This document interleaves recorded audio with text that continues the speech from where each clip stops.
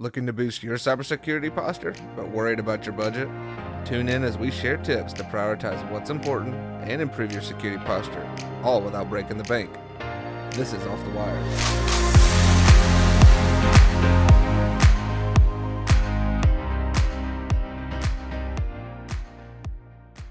All right, welcome back to Off the Wire, the podcast that helps you curb cybersecurity risk and tackle technology challenges. We are Tanner and Anthony, and two IT executives leading medium-sized companies, and we have a combined 35 years of experience in IT and cybersecurity fields. So just want to do a little teaser before we really get started into this episode. Episode 20, it's coming up. I guess it'll be 2 weeks from when you're hearing this. We are going to be doing a giveaway to listeners. So make sure you tune in for that 20th episode. More details to come.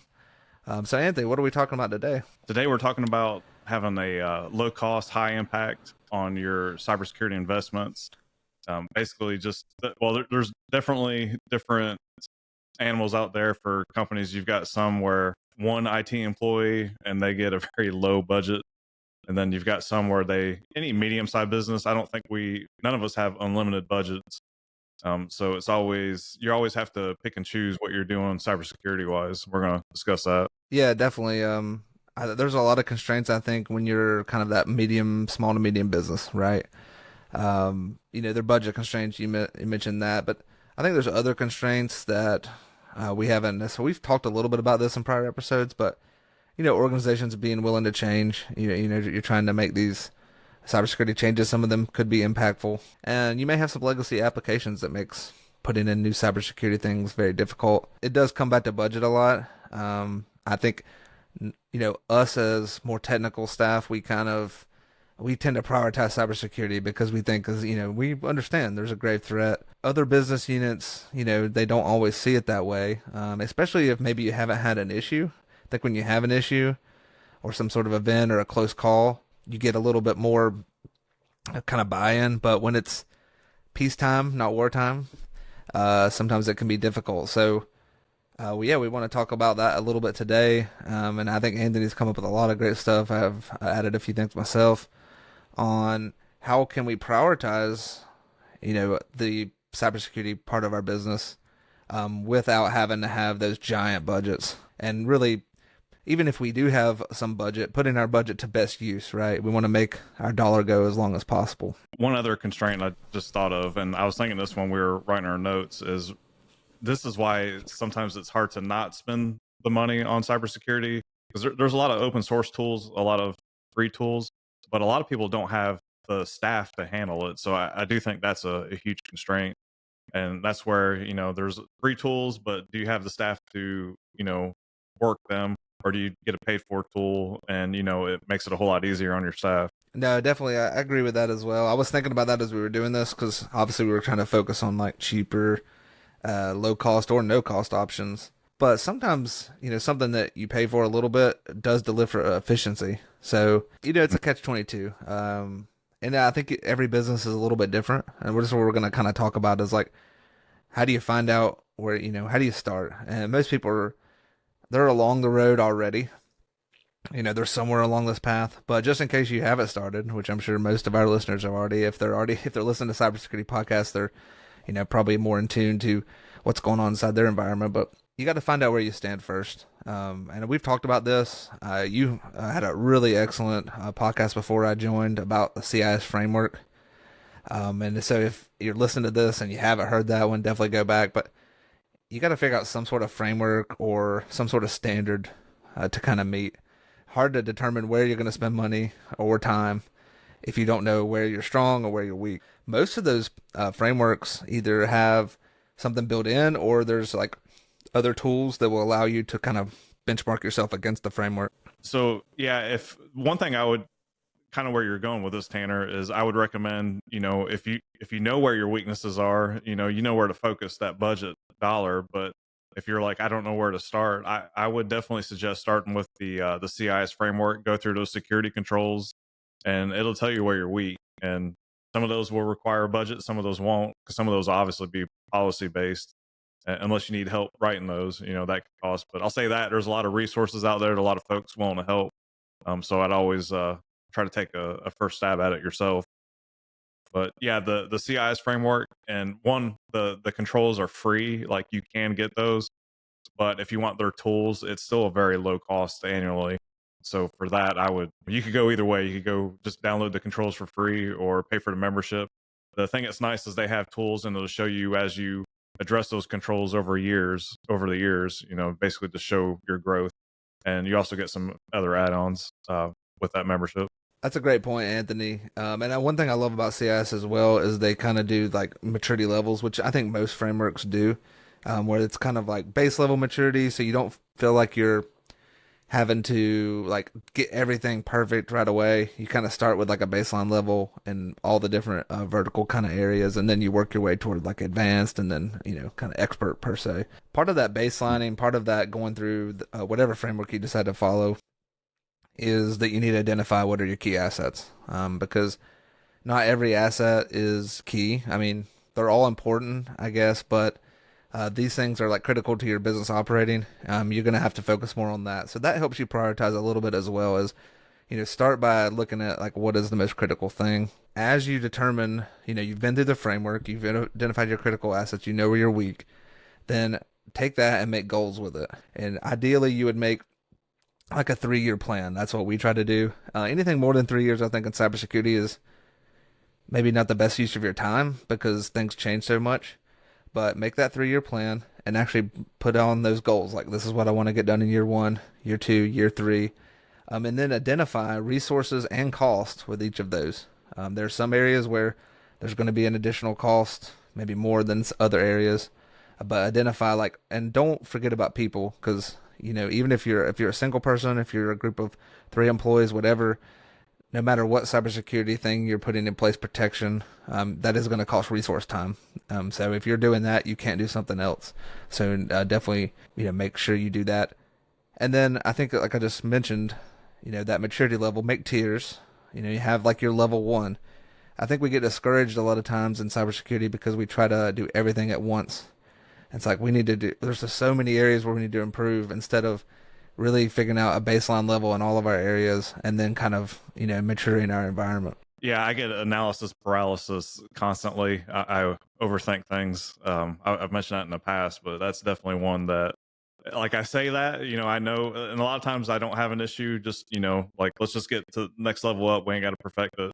But sometimes I get in my own head and can overthink anything. Yeah, I guess the first part I was thinking we would go into is just asset management. You really got to know what is on your network, and that can be as simple as having a spreadsheet with all of your assets. And there's a lot of tools out there for scanning. I know LandGuard. I'm trying to think. There's all kinds of other tools out there that you could use. You could probably take Nmap, which is free, and build a list off of that. But there's some low cost tools. There's Snipe IT, which is open source. I believe they have a paid for version. We use Snap IT to do some inventory. Believe they do. I think I want to say it's just support kind of a thing. Like it's kind of a Red Mhm. Hat scenario. But they do, I think, have some paid thing. But I mean, it is free by default. And one thing, when we were looking into this, that I thought was pretty interesting is, even though Snap IT is more of a manual tool, you can create scripts that will like run at login that will like update asset information, things like that. So depending on the size of your environment, I mean Okay.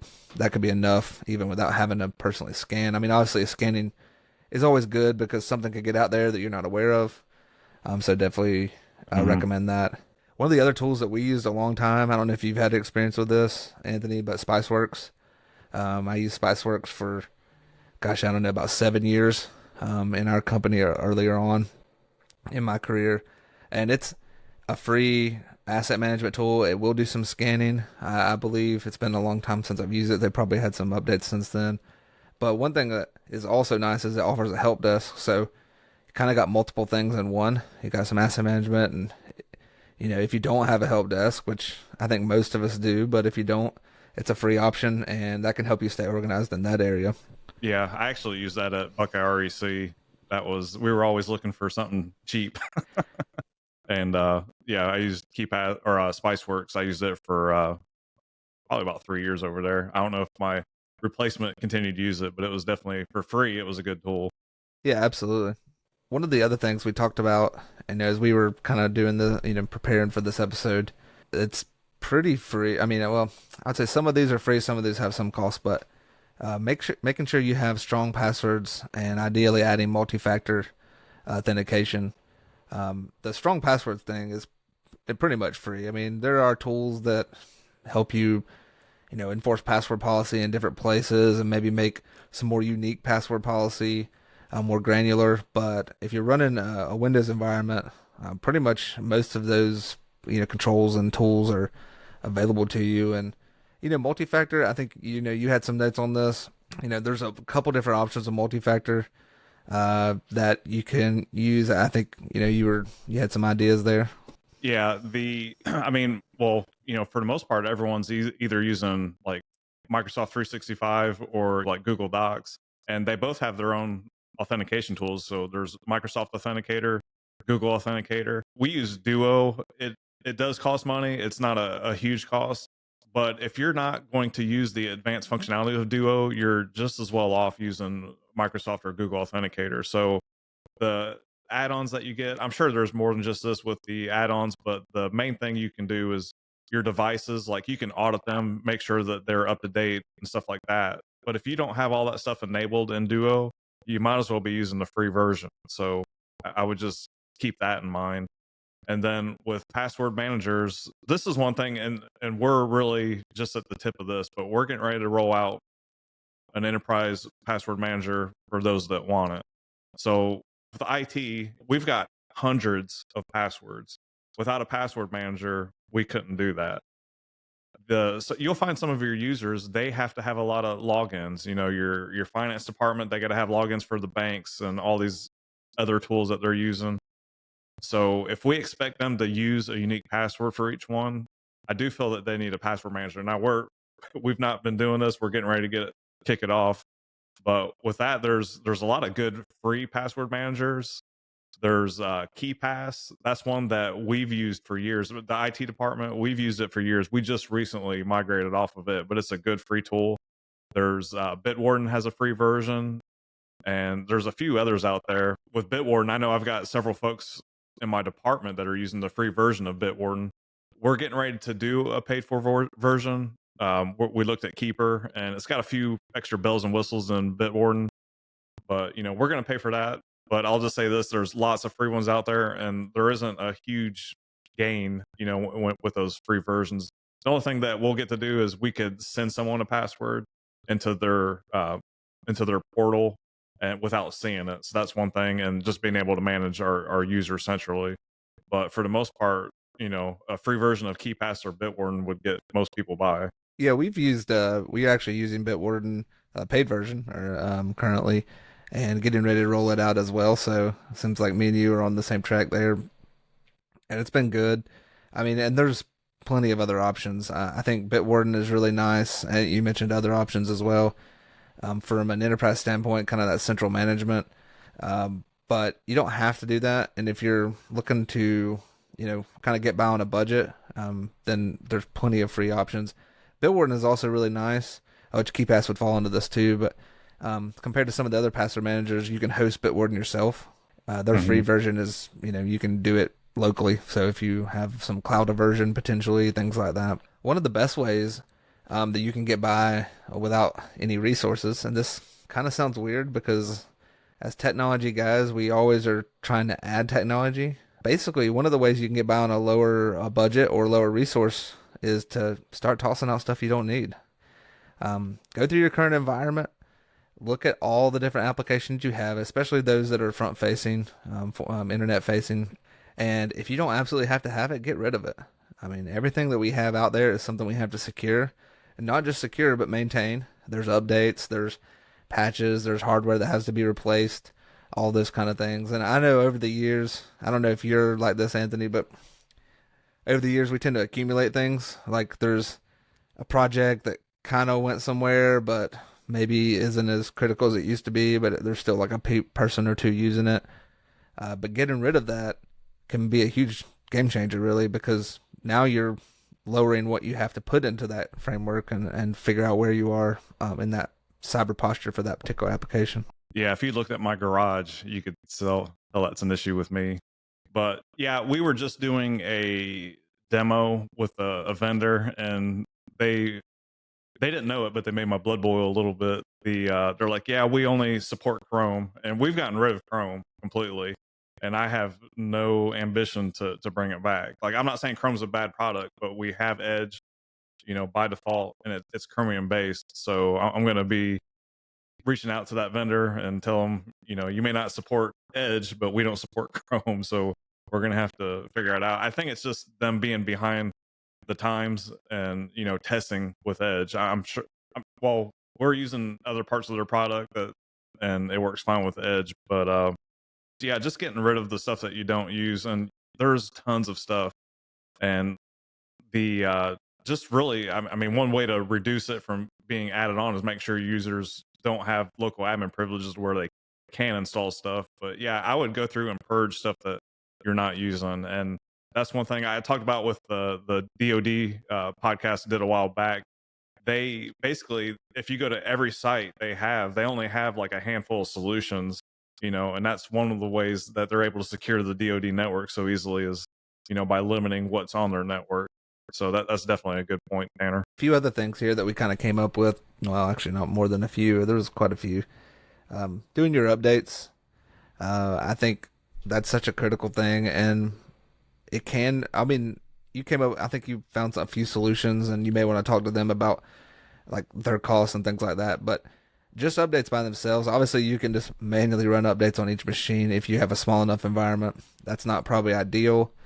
If you have server licensing already, you can actually set up WSUS. It's kind of old. It's not ideal. It has its own like kind of crankiness, but it would be a free way to push out at least Windows patching, not necessarily third-party patching, but at least Windows patching. And updates can make a huge dent in your cybersecurity. I mean, how many times have we heard this on the news where some company gets compromised and it's because like there was a vulnerability that they didn't patch?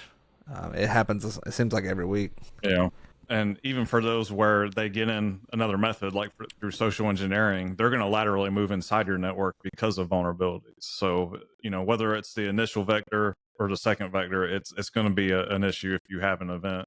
And all of these are really tools that have some cost. This is one thing where, they're not super expensive, at least the ones I'm aware of. And I think this is one of those things where you do want to spend the money just because it's going to free up your resources, your man hours. And that is, I'll just name a couple. There's PDQ, deploy and inventory. I know a few folks that are using that with a lot of success. There's Ninja One and Manage Engine, Endpoint Central, Patch My PC. That's one I haven't seen, but I heard a lot of people talking about it. It's actually from a former Microsoft employee. And like you mentioned, good old WSUS, but that's where the third party patches is an issue with that. So even if you're using it, you're going to need some kind of other application. So honestly, to do the Windows functionality, it's not that much more, to like just looking at Manage Engine, we were using it for third party, and then we started doing the Windows patches. But all these systems, they're going to allow you to automate a lot more and give you a lot more flexibility than WSUS. And with the tool that we use, this is why one, it's important because of cybersecurity, but two, just the amount of free time it can free up. We went from when we're using WSUS, it was taking a lot of this could have been automated a little bit more, but it was taking probably 4 people a solid week when we were doing quarterly updates. And since we've automated so much, now it takes one person and it takes them one day. They do some after hour stuff, but it's freed up that much time for my folks. So I definitely, they're not super expensive, but this is one thing I would advocate for spending the money on. Yeah, I agree with that, and I think I can't remember if we mentioned this later, but that's definitely something to consider. Is you do have to do a little bit of analysis. That's kind of goes back up to that plan where you're actually going through and identifying, your goals and what you're going to do. You do have to do some analysis to determine like how many hours am I going to spend on this versus like what kind of solutions may be out there. You still may have to go with the solution that that does a little bit better than manual, but maybe not as ideal as like, kind of a fully automated solution. But you do need to know about that because that needs to be considered. It's not just a cost, as I mentioned earlier. So one of the other things that we identified is that every business needs to have. We actually had a podcast episode on it. We had a podcast episode about one particular plan, but you need to have security plans and security kind of policies. Not in the policies like toward the users, but policies of like how you're gonna recover things like that. So some of the ones we identified is incident response plan, which we have a great episode on. If you haven't listened to that, kind of go back and listen to that one. But incident response plan, business continuity, and disaster recovery. Those are all three plans that you need to have.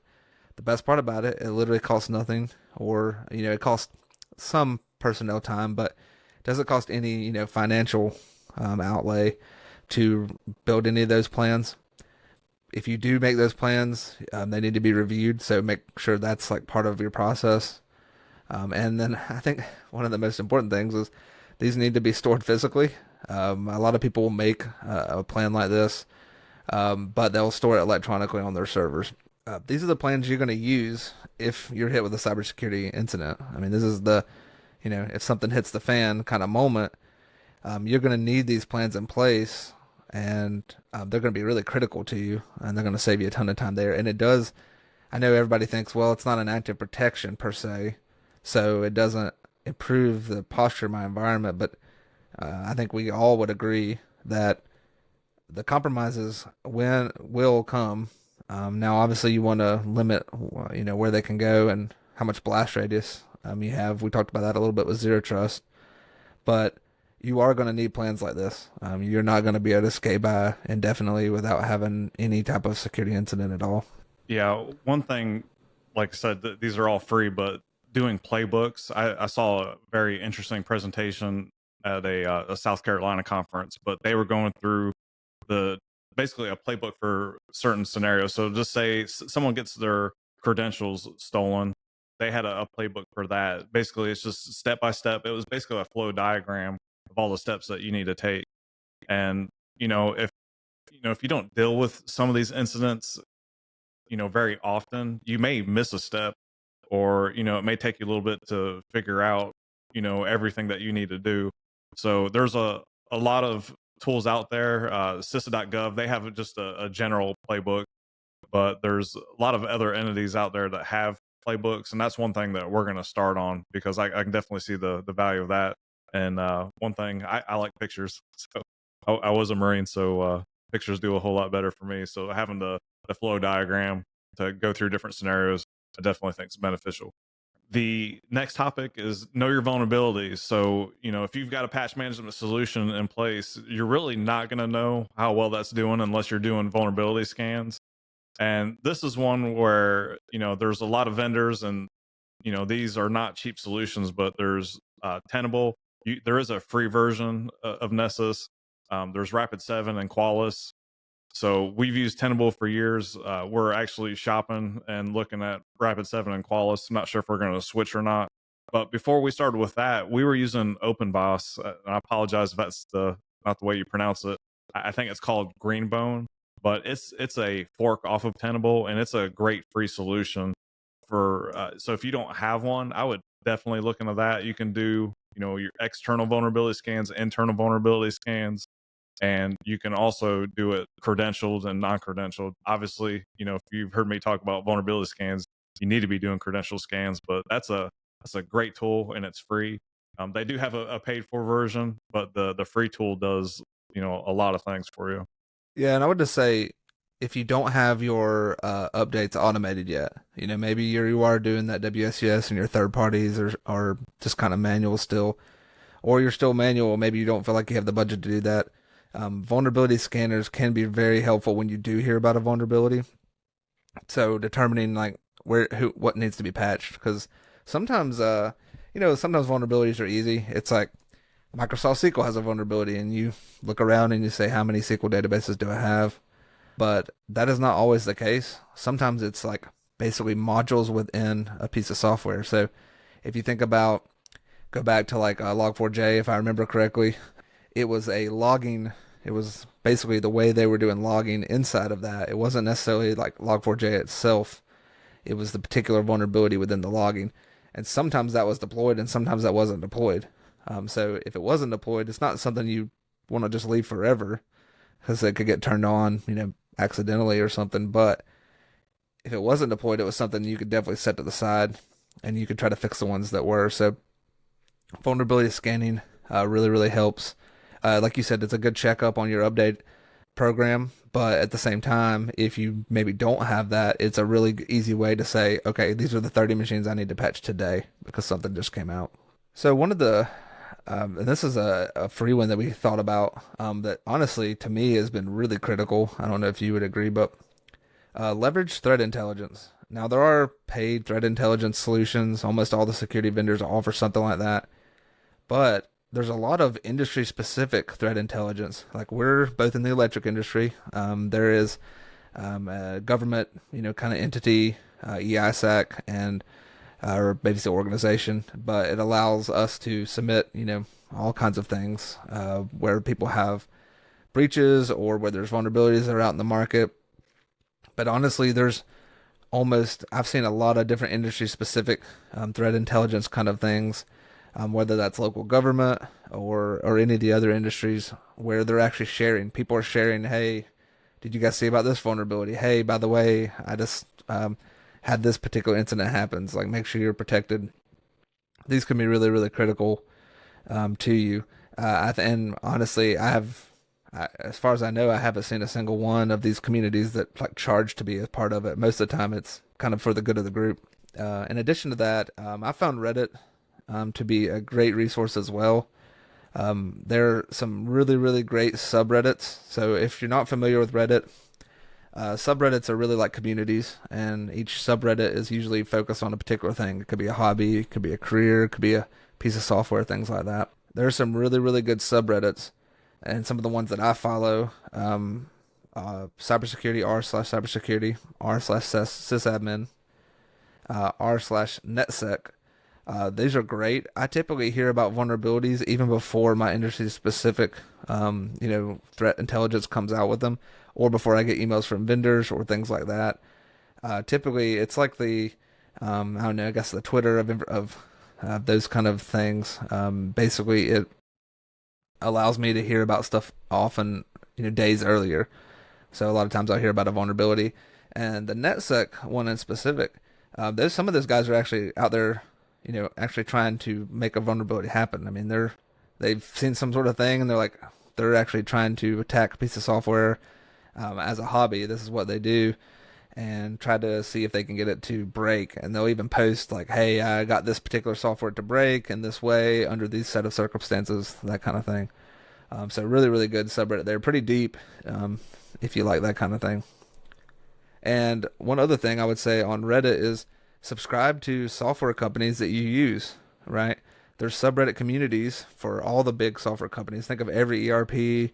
You think of like Microsoft 365, if that's what you use. There are subreddits, and basically these are communities of people that use the products that you use. Not only will it be really good when you find out about like cybersecurity incidents, like vulnerabilities, things like that, but it's also really good when there's new features.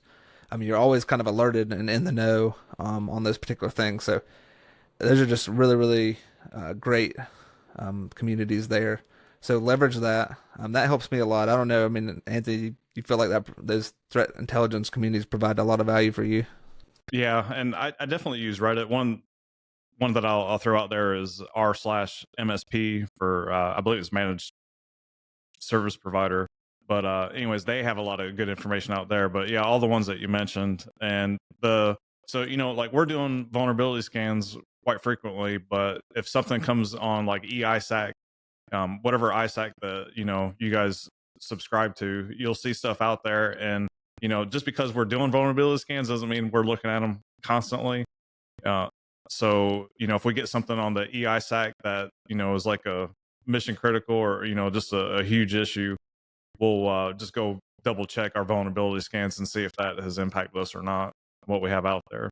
Next thing I would like to do a focus on, and this one, unfortunately, I don't really have a free version, but this is something that, most breaches are going to come in via your folks. Like your folks are the biggest weakness, and a lot of that's going to come in by email.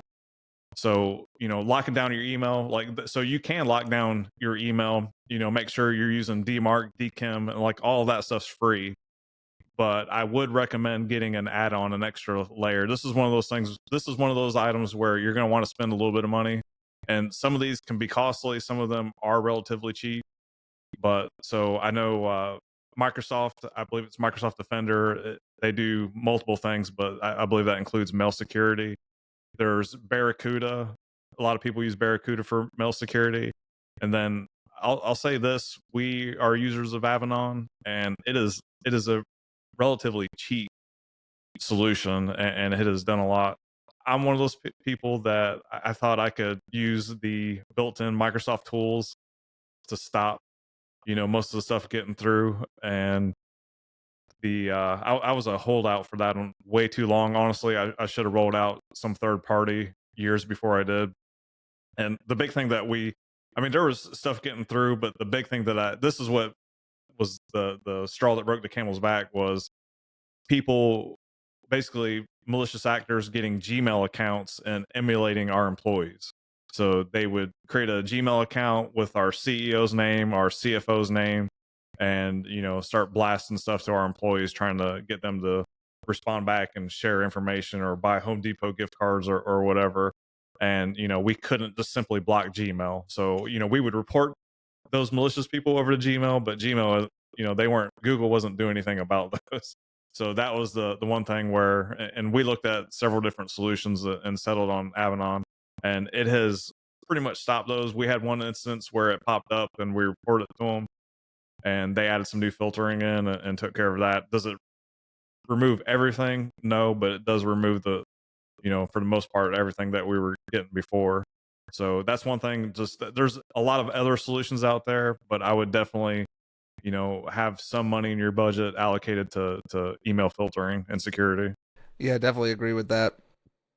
I have used the Microsoft Defender. We did some testing with it just to see how well it did. It does a pretty good job. And this Hmm. really ties into my next point, but it does a pretty good job. It's not as good, I think, maybe as some of the other third-party options that we have looked at. If you have a subscription already, and that's part of the subscription, then definitely give that a look. And that kind of rolls right into the next thing we had, which is don't forget to optimize what you have. A lot of times, as technology people, we're sitting here thinking about what new technology do I need, what new process do I need, that kind of thing.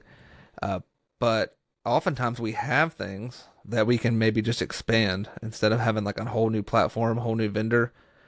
You can expand things. So I think Microsoft 365 is maybe the best example of this. There are other examples, but they're probably a little more specific. But almost every organization is going to have some either, you know, there might be still some, I guess, internal exchange setups, but most people have migrated to 365 at this point, or they're on their way, or they're planning to in the future.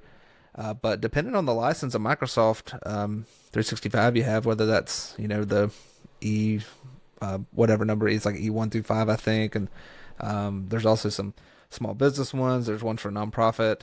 No matter where you are, though, most of the time they include quite a bit with the level of license that you're buying. Or it's just one license level up, and it changes from, I don't know, $14 a user a month to $16 a user a month or something like that, and you get quite a bit of extra advanced features. And most of those are like on the security side. I know there's data loss prevention. There is the spam filtering, like we talked about. They have an EDR product, which we're kind of talking about EDR here in a second. They have several awesome products. So your license may already cover this. So it may just be deploying something versus having to buy something else. So and there are other options, other pieces of software you have, but whatever you have spent money on, make sure you're getting the full advantage of that because there may be some feature. We actually ran into a situation this week where we were using a SIM vendor, well, an XDR vendor, a little more than a SIM, but We started looking. We actually had a call with them, and come to find out, we had a feature that we didn't have turned on that actually did some like it wasn't quite like network baselining, but it did some like network monitoring. It actually where you could start feeding some of the network traffic into it and getting additional alerts on that. So went ahead and turned that on. So check with the vendors you're already using because they could have added a new feature, or there might be something that you just weren't aware of that you could implement. Yeah, we've ran into that several times. And matter of fact, there's some things that we're aware of that we just haven't gotten to yet. Like one is the labeling and classifications with Microsoft 365. So we're looking to do that in 2025. But that's something where you can help safeguard some sensitive information versus just a random training document. So we're going to look at that. And just saying that most people are on Microsoft 365. Here's a free tool to look at securing that. It's CISA's Scuba. It's just a little script that you run against your environment, and there's some manual checks that you'll have to do afterwards. But it goes through and it basically tells you, like it has a bunch of security controls and goes through and tells you, what you're failing or passing per their standards on that. And that's a completely free tool to look at your Microsoft 365 environment. The yeah, and there's, like you mentioned, the data loss prevention. That's one that if you don't have that set up in Microsoft 365, I would definitely look at that. We've been made aware of some things that goes through there. I will say this: you'll get some false positives for sure, but that's a good tool that they have. The next item is EDR, and we'll just say this: just one thing I would just assume is your desktops, they will be breached at some point. You've got several layers of defense, but your desktops, you want to assume that they're going to get breached. And that's, one, the least privilege and zero trust, you always want to have that.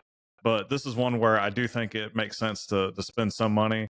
And I would look at having an EDR, endpoint detection and response, to protect your environment. Like, it has saved our butts before. I'll say this: there, we would have had a couple of incidents if we did not have EDR. So, we've got a lot of layers to protect us, but I would just go ahead and assume that your desktops at some point are going to be breached. So, there's lots of solutions. There's the infamous CrowdStrike that we everyone's aware of the news that they have, but there's Carbon Black, there's Sentinel One. Tanner, I'm sure you're aware of a lot more EDR instances than I am. Can you name a few and give your Yeah, thoughts they're on it? Microsoft as well. Kind of going back to my prior point, Microsoft does have a endpoint tool or endpoint protection tool, so it may be part of your subscription you already have. Again, that kind of goes back to the optimization.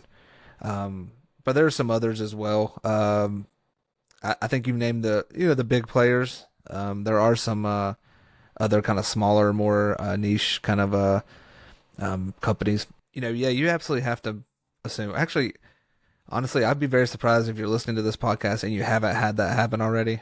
If you haven't, wow, like I'm um, either very lucky or very impressive. I don't know which one to go there, but your desktops will get compromised. You will have to, have something, get on them and have to get rid of it, wipe it, that kind of thing. One thing I would also say about EDR is it's not just the protection. Obviously, protection is very critical, but it's the notification too. You know, it may lock down something. Like a good example I think is people opening an attachment and the attachment are trying to open PowerShell. And that is a pretty common kind of a thing where the attachment has some sort of macro in it. It opens up a script to try to do something else. Yeah, it's good that it blocks it, but it's also good that you're notified about it. So now you know, and you can take additional action if needed on that. So I think that's gives you that situational awareness as well as actually the protection itself. Another thing, just assuming your desktops are breached, but you might have a cyber incident, or you may just have some kind of technology issue to where you lose data, and that's your backups. One, you want to make sure you're doing immutable backups, especially for the cybersecurity portion. There's lots of solutions out there. There's Veeam, there's Unitrends, there's Rubrik. I'm sure there's countless other backup solutions. And I know if you're a Linux guru, you could probably do a lot of scripting. I'm sure you could probably do it with Microsoft as well. But there's a lot of tools out there. Veeam, I think if you're just looking at the software itself, is definitely a relatively cheap solution. Your money might be spent on what you're writing that data to, but there's lots of solutions that you can put out there for not a whole lot. But the part I will say that is free is your testing of those backups. It doesn't cost anything to test them, and that's one thing I would definitely harp on. If you're doing backups, you need to be doing, I would recommend doing monthly tests at a minimum quarterly, and you should try to back up and restore every single server on your network over time. Will you do that in a year's time? No, but maybe make like a 3-year plan, like Tanner's mentioned, a 3-year goal to have recovered every single server type, so you know what that process is. There, Tanner mentions that your crown jewels all the time. If you are too scared to do a backup and recovery of that, what's going to happen when it really does go down? You want to be able to know what all the ins and outs and document if there's specific things that you got to do to get that backup up and working. Like if there's some license that has to be reapplied or something like that, you're going to want to document that. So just really testing your backup solution, it's a free thing and it's something that you should be doing. One thing I'll add to that is kind of the earlier point we had about the plans. Those testing of your backups, that should go right into your disaster recovery plans. That should be those the exact instructions you need, right? Like if we're recovering this server, this is the license that need to be applied. This is the any type of changes that need to be made after we actually recover the backup. Maybe it's a maybe you're in a different environment, you need to re-IP or re-network or something like that. Some of these things, a lot of these things that we brought up really tying together. They are really integrated with each other. Yeah. The last item we had before we wrap up is create a cyber go bag. That's still on my to-do list.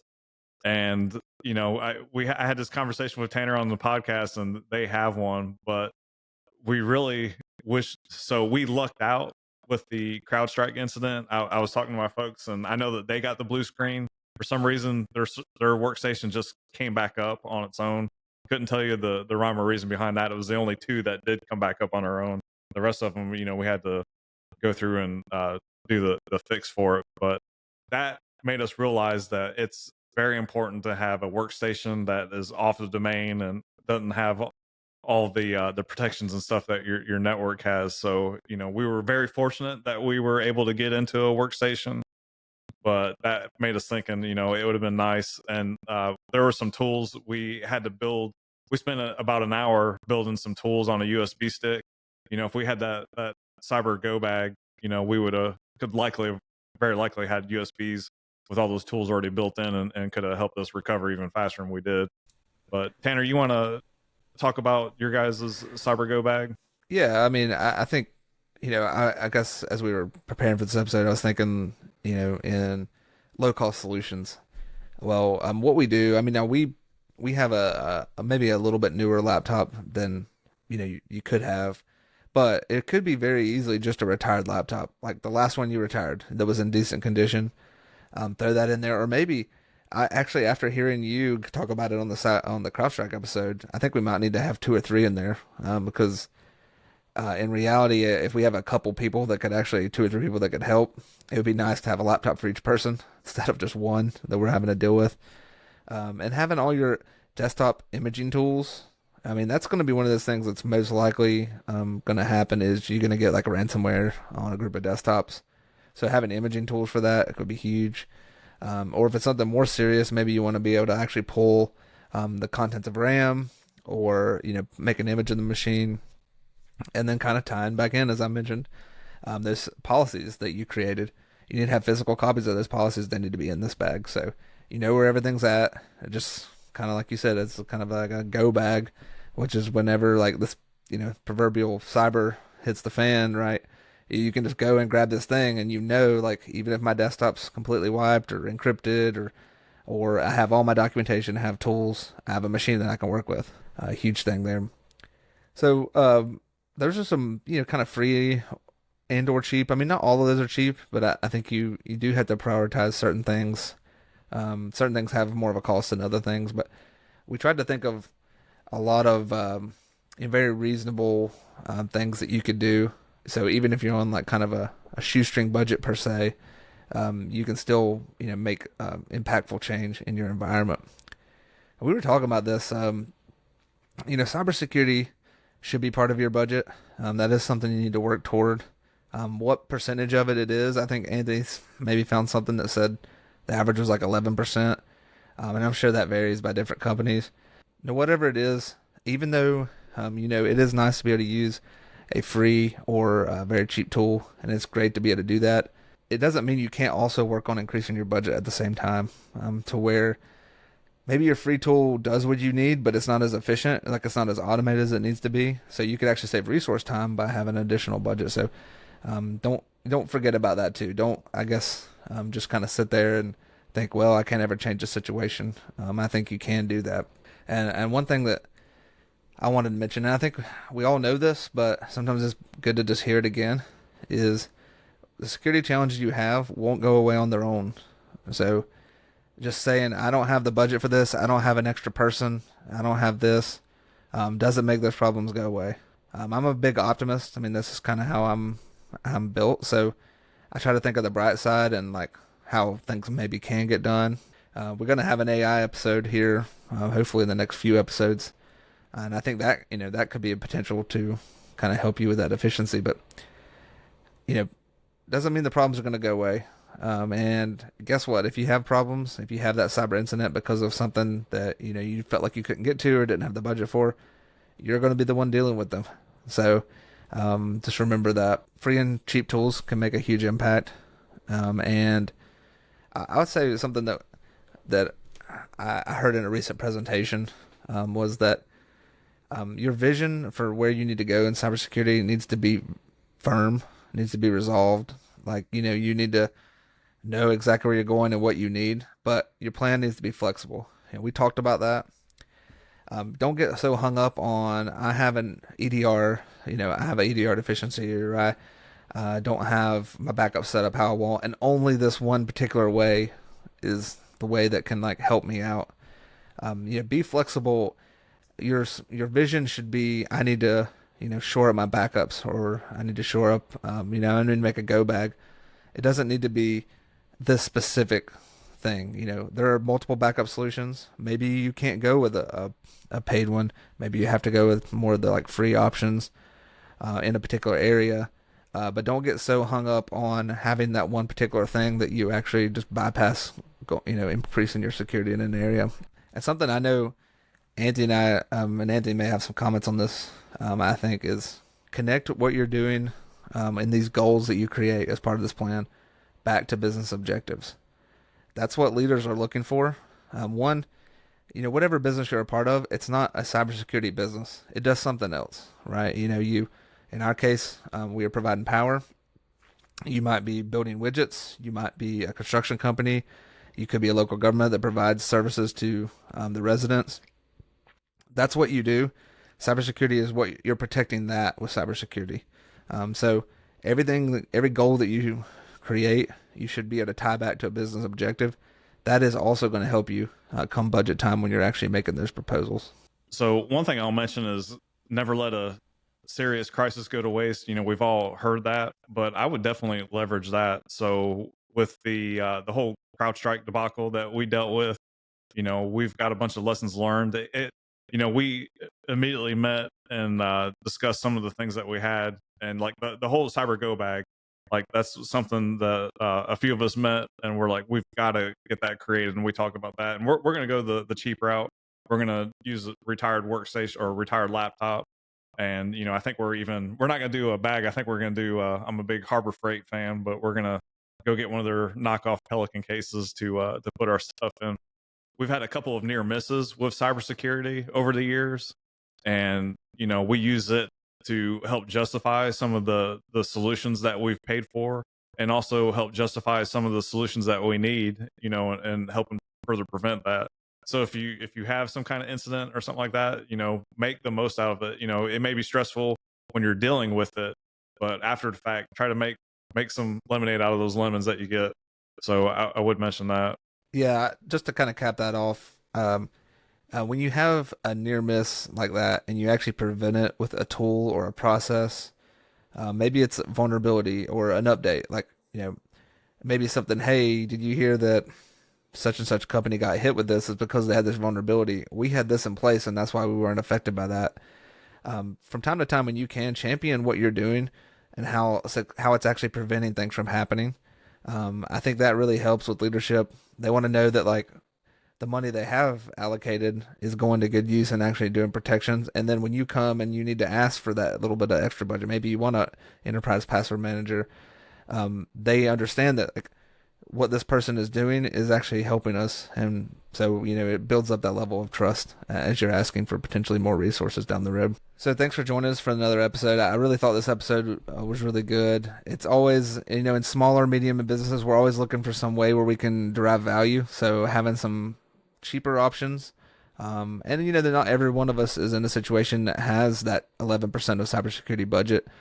Maybe it's 5, maybe it's 3. So having some options that are more reasonably priced, easier to do, or free to us is always good and really, I mean, if you followed all the things that we even talked about, and we're not necessarily there in every area, so I do want to mention that, but if you added just those things, I mean, you'd have a pretty strong posture there. So I think there's some really good things for without having to add so much extra financial resources for sure. If you aren't subscribed to us, please subscribe wherever you're listening to us now, and try to share this with someone that you think it's going to help out. We know there's a lot of people, maybe drowning might not be the right word, but there's a lot of people in small environments that might need an extra hand or might need some extra tips. So if you have someone like that, a friend or a colleague, be sure to share it with them. You can find us on our website, as we mentioned, also all of our social media channels. And one thing we'd like to definitely encourage is any episode ideas or feedback for us. Just reach out to us at show@offthewirepodcast.com. If you have a great episode idea that you want to hear us kind of dive into, or someone that you think we should interview, things like that, just reach out to us and let us know. As I mentioned, if you enjoyed it, please share our podcast. And we drop our podcast every other Monday, unless we have a bonus episode. Please join us next time. Again, this is Off the Wire.